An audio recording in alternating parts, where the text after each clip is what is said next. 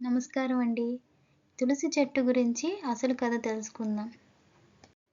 వృందాదేవి ఒక పవిత్రమైన సతి. ఆమె విష్ణు భక్తురాలు. ఆమెకి చాలా గొప్ప పాతివ్రత్యం ఉంది. వృందాదేవి తండ్రి కాలనేమి. కాలనేమి ఒక శక్తివంతమైన అసురుడు. హిందూ పురాణాల్లో దేవతలకు శత్రువుగా చెప్పబడతాడు. వృందాదేవి విష్ణు భక్తురాలు. జలంధరుడు. ఒకసారి శివుడు కోపంతో తన మూడో కన్ను తెరిచాడు. ఆ కోపాగ్ని సముద్రంలో పడింది. ఆ శక్తి నుంచి ఒక శక్తివంతమైన శిశువు పుట్టాడు. అతడినే జలంధరుడు అంటారు. జలంధరుడు వృందాదేవి భర్త. వృందాదేవి పాతివ్రత్యం వల్ల జలంధరుడు అజేయుడయ్యాడు. అజేయుడంటే ఎవరూ ఆయన్ని ఓడించలేరు, చంపలేరు.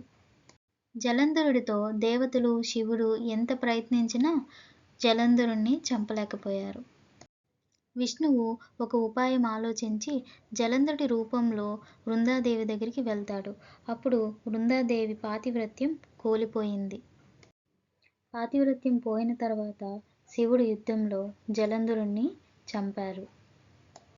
వృందాదేవి శాపం వల్ల విష్ణువు శాలిగ్రామ శిలలాగా మారారు. విష్ణువు శాలిగ్రామ శిల గండకి నదిలో దొరుకుతుంది. ఇది ఒక పవిత్రమైన రాయి. విష్ణువు స్వరూపంగా పూజిస్తారు. వృంద తన ప్రాణాలు త్యాగం చేసింది. విష్ణువు ఆమె భక్తిని గౌరవించి ఆమెను తులసి మొక్కగా మార్చారు. తులసి వివాహం.